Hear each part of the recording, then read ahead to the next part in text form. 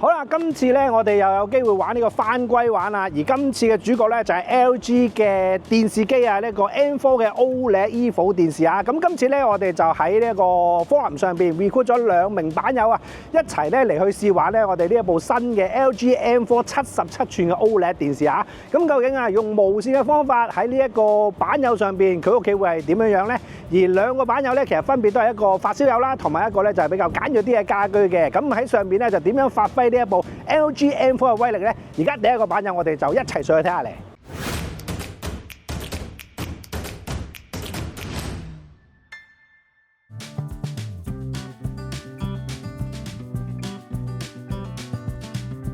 今日好開心啊！我哋就嚟到呢一個叻高兄嘅屋企啦。咁啊，叻高兄咧就喺我哋嘅版友咧都非常之多年㗎啦。咁而今次我哋咧就為你帶嚟咗呢一個 LG 嘅77寸 M4 嘅 OLED 電視啦，同埋呢一條嘅 S95T 嘅3巴啊，可以用無線嘅連接方法咧就可以食到 Dolby Atmos 㗎喎。係咯，不過我見到你屋企架撐仲勁喎嚇。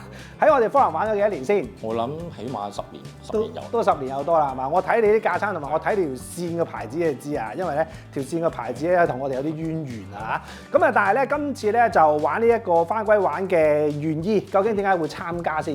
因為搬咗嚟呢度半年到啦，咁樣咁見個電視機都好似好細咁樣，咁係啦，咁就諗住換電視機喎，咁又睇 forum 啦，咁樣睇下就睇到你哋個 post， 咦咁啱咁咪試下咯，係啦。初即係俾張相我哋睇嘅時候咧，你部電視機好似啲芒仔咁啊！咁而家咧，不如我哋就先咧安裝咗套機之後，再慢慢同你講解下呢部機有啲咩玩，同埋咧俾啲感受嚟聽下。慢慢好嘛？好，我咁講。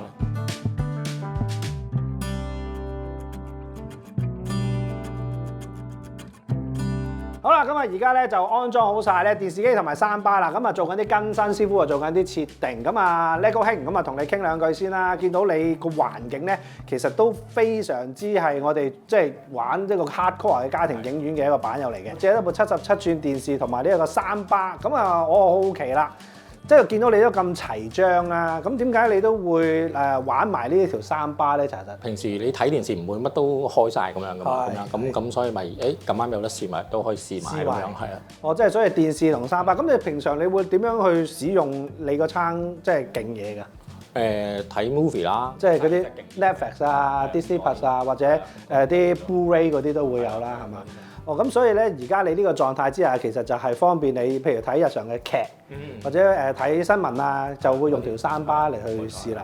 咁啊，而家我哋呢個 set up 咧，其實就好簡單喎。咁啊，電視機就已經掛好咗啦。呢一個嘅 Zero Connect Box 咧，就擺喺個梳化側跟，咁個 signal 就會射過去，用呢個無線嘅方法嘅。3巴咧就非常好啦，可以有一個叫 Wildcast 嘅功能。咁啊，LG 與 LG 電視同埋3巴之間嘅一個溝通橋梁嚟嘅，就用無線嘅方法咧，將呢個聲音咧就傳送落條3巴度。咁所以咧，你第日即係如果你話要玩呢個 HDMI 嘅 ARC 嘅時候咧，你就可以照樣用翻 HDMI 駁翻你部 M 啦，正唔正先？OK 啊，嗱咁啊師傅咧，而家個 update 咧就做完啦，咁一陣間咧就由佢同你講解下一啲基本嘅設定，咁跟住之後咧我就同你再講下啲深入點樣玩部機，好唔好？好啊。咁咧佢咧前邊咧有個轉盤咧，可以俾你設定個 sensor 嗰個方向嘅。咁我哋一般建議咧就對住翻嗰個電視底個 sensor，佢呢度前邊咧有得俾你校前後，咁向後推咧就向上落。向前推咧就向下，只要你設定到嗰粒指示燈去到藍色，咁個信號咧就係最好嘅。啲高階嘅 model 咧，佢都會有得俾你 set 翻你自己選擇翻想要嘅 picture mode 嘅。建議用翻呢個啦，personal 呢個啦。咁你 click 咗入去之後咧，咁佢會俾幾張圖畫嚟。咁你可以揀你自己中意嘅圖畫，佢會因應你嘅選擇咧，去幫你調整翻部電視，去按你嘅喜好去做一個設定嘅。上網方面咧，撳翻屋企掣啦，咁佢會打開呢一頁嘅。咁我哋遙控喐嘅時候咧，個 cursor 會跟住隻手喐，好似電腦啲 mouse 咁嘅。咁啊，將個cursor 指住你想開嘅 app，然後撳確認掣，確認掣中間呢個，咁佢就會打開個 app 㗎啦。9字下邊有3個點點嘅，呢個係一個電子嘅 menu 嚟嘅。咁如果你有啲唔明嘅話，你其實可以睇翻啲 user guide 啊啲操作。咁我哋比較常用嘅功能就係字幕啦，同埋個以前叫麗音嘅 audio language。7字下邊有個掣嘅，我哋撳一下。咁係一個電子嘅節目表。咁如果所有電視嘅設定都係撳呢個 setting 掣，咁左邊咧會有啲有個表格彈出嚟嘅，譬如話頭先講嘅。picture mode 啦、3 mode 啦都可以喺度校翻。左邊呢個設定掣再撳入去咧，可以做啲再 detail 啲嘅設定嘅，係啦。譬如話你啲畫面嘅比例啊，有啲機頂盒佢唔係16:9嘅，你都可以喺呢度自己選擇翻嘅。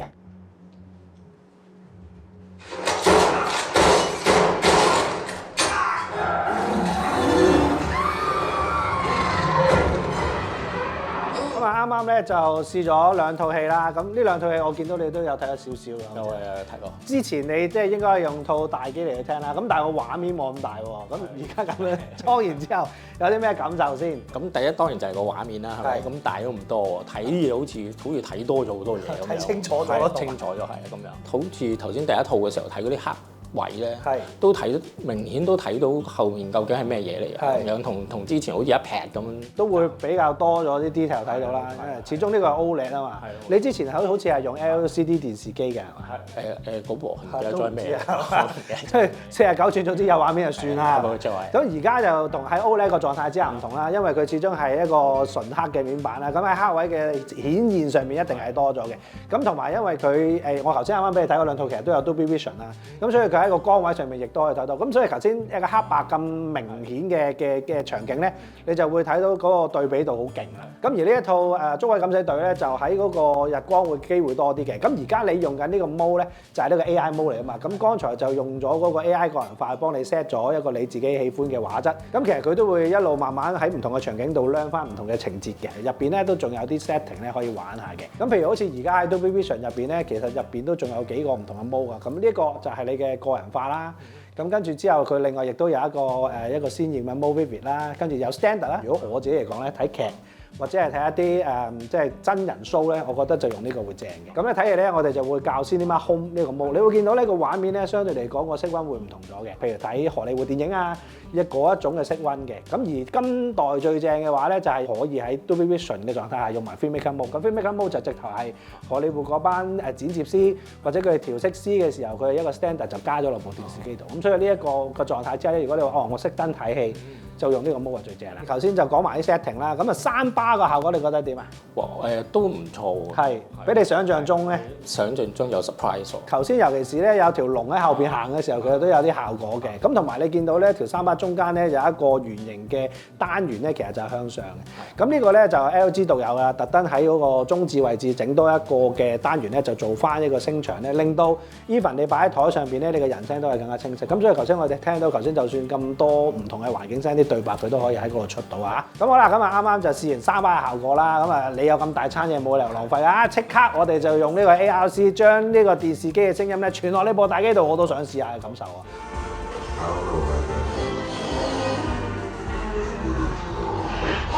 好啦，咁啊啱啱咧就試埋咧你 AVM 啦，咁啊亦都見識過你屋企嗰家庭影院。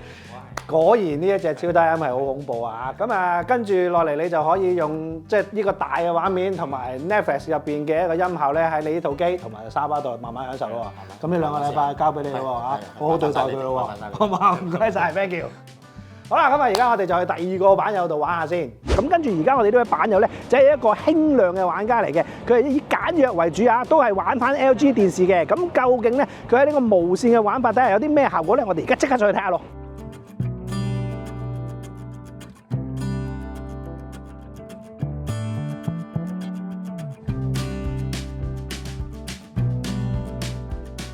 好啦，咁啊而家我哋好開心啊，去到 Stephen 兄屋企啊，咁啊依家咧就啱啱已經裝好咗部77寸嘅 LG M4 啊，咁而個 CV Connect Box 咧，我哋今次就會擺喺呢個梳化側邊喎。呢一部嘅 S95T 嘅3巴亦都放咗喺度嘅。咁今次我哋玩呢一個翻歸玩咧，咁點解會吸引到你參加？因為本身個牌子啦，我本身都用開 LG 嘅，咁啊用開 G1，咁啊差唔多，通常我估5年為一個週期啦。咁我諗差唔多時間啦。我見今年個技術係再明顯係提升咗嘅，有 difference 嘅。咁之前見到你咧玩 G1 都係65寸嘅，咁65寸而我哋今次就玩77寸喎。咁啱啱咧都見到師傅同你安裝嘅時候都有坐低就睇翻你嗰個視覺水平，跟住就裝翻部機啦。咁啊雖然未正式開始，都想知道咧你頭先啱啱坐喺度望一望嘅時候，你個感覺有啲咩唔同啊？就似我嗰陣時買 G1 之前，我用55寸，係咁跟住一變65寸嗰陣，就覺得大咗好多咯咁樣。咁而家就又係有嗰個感覺啦，咁就反而就真係想試下啊裏邊啲 quality 出嚟會點㗎啦。冇錯啦。咁而家呢一條3巴咧，我哋一陣間都會試下咧，用呢一個無線嘅方法連接翻個電視機咧，就做翻呢個 Dolby 模式。咁所以一陣間我哋試 Netflix 嘅時候咧，或者你打機咧，其實我哋都可以試到。咁而家咧師傅咧就同你先講解下咧呢一部 N4 嘅基本設定同埋呢啲操作，咁啊等你熟習下部機嘅玩法先，好冇？咁首先同你簡單講個電視基本操作啦，已經安裝完成㗎啦。常用嘅 Apps YouTube、Netflix、Disney Plus 都有㗎啦。睇完啦，想轉其他嘅 Apps，你一樣可以用下面嘅 shortcut 或者用翻呢個 LG Channel 呢個掣，按翻出去電視機畫面都可以嘅。咁假如你有其他嘅 HDMI 裝置，譬如遊戲機、碟機之類嘅，你可以撳翻呢個 input 掣。佢會顯示翻 HDMI 1、2、3、4，按翻你個人需要去選擇翻就可以㗎啦。好，咁另外呢個就係 M4 嘅無線盒掣，佢後面有3個 HDMI 嘅 port 位啦，另外有個天線同埋有個 LAN 頭，同埋有USB 位可以幫你連接翻嘅。基本嘅設定就師傅同你講解咗啦。咁而家就駁咗部 PS5，咁我哋咧就睇下部 PS5 咧對應呢一個 M4係咪出盡晒佢嘅機能先啦。咁而啱啱駁咗之後咧，我發覺咧 LG 嘅遙控咧就可以咧控制埋個 PS5 嘅，咁啊應該係HDMI 連動嘅東西啦。咁啊去翻呢一個熒幕及影像啦，見到咧而家目前咧就係行緊340×2160，即係 4K 60Hz 嘅，跟住就 HDR。咁啊呢部機最盡可以去到幾多咧？如果 4K 嘅話 ，VR 咧喺48Hz 至到120Hz 係支援嘅，跟住 HDR 可以啦，而最高係去到120Hz。揾隻 game 啦，試下你打一打睇下個感覺個效果咧，同你平時打開機嘅感覺有咩分別啊嘛？好啊，好啊。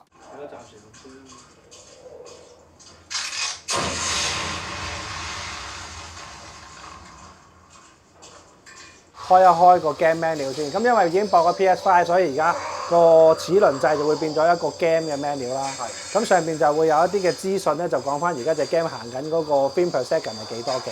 而家望翻咧，譬如有啲磚嗰啲咧，就應該明顯啲嘅，就同我之前玩好似有少少分別嘅。同埋最明顯就係嗰個火位咧，即係出火嗰度咧，就光好多嘅。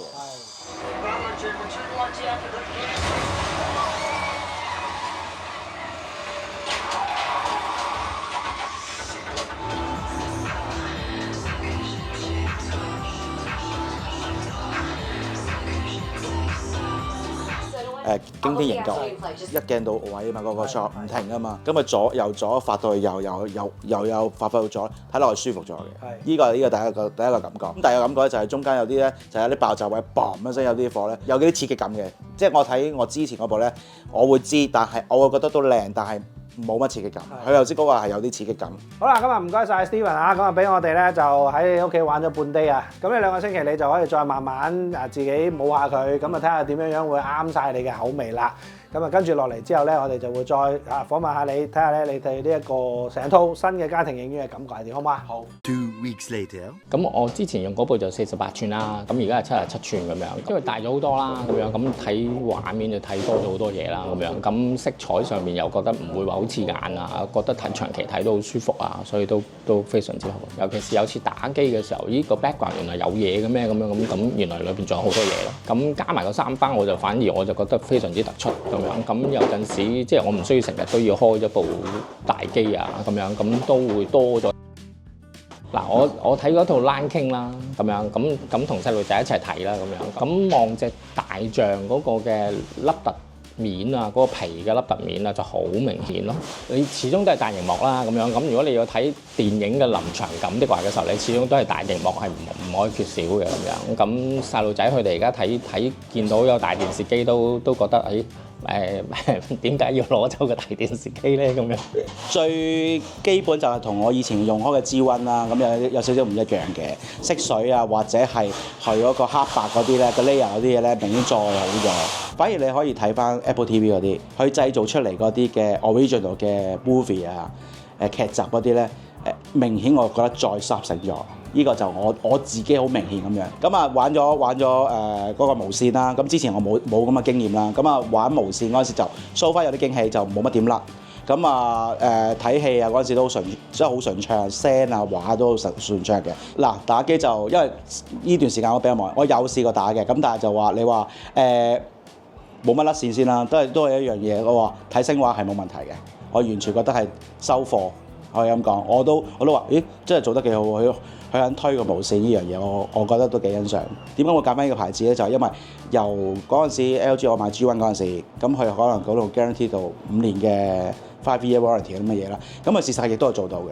咁而家 so far 就算我部65寸我唔用咧，我都氹俾我我親戚去用嘅，基本上。今次 LG 咧全力支援我哋嘅無線連接自由體驗嘅返歸玩活動咧都正式結束咗啦，咁啊好開心啦！兩位版友咧可以喺屋企咧就真正享受到咧 LG 呢個無線 M4 咧帶俾佢嘅樂趣啊！咁啊最正咧就當然係可以咧無線嘅玩法都可以出到一個全面嘅 4K 一個電影嘅 Dolby Vision 畫面啦，同埋咧呢一個120Hz 嘅效果嘅。咁咧而兩位版友咧其實玩嘅時候咧都申請咗呢個83寸嘅 M4 㗎，不過咧啱啱咧就玩緊嗰個期間咧就嗰部83寸嘅型號咧就未到香港，咁而佢哋而家咧就亦都真係用一個筍價咧入手咗咧呢兩部嘅 LG 電視機㗎啦。咁啊今次咧就非常之多謝 LG 全力支援啦，因為咧喺呢一個安裝啊、運送啊同埋呢一啲嘅安排過程入邊咧，其實都非常之多複雜嘅位置，而 LG 方面咧亦都非常之好啊，所有嘅部分咧都完全應我哋嘅要求咧做得晒，咁所以咧令到咧版友咧可以玩得非常之開心之餘咧，亦都咧唔會咧有個好大嘅盒喺屋企啊，亦都喺安裝上邊啊唔需要擔心啊咁樣嘅，咁啊非常之多謝佢哋啦。咁如果大家咧都好想咧好似兩位師兄咁樣可以有啲靚嘅玩具攞翻屋企玩嘅話咧，就記得多啲留意我哋嘅 channel 同埋我哋嘅討論區啦嚇。好，咁啊今次呢條片咧就嚟到呢度啦。咁如果大家喜歡呢條片，請俾個 like、subscribe 我哋嘅 channel，再撳下鐘仔，我哋好嘢就會通知叫你睇㗎啦。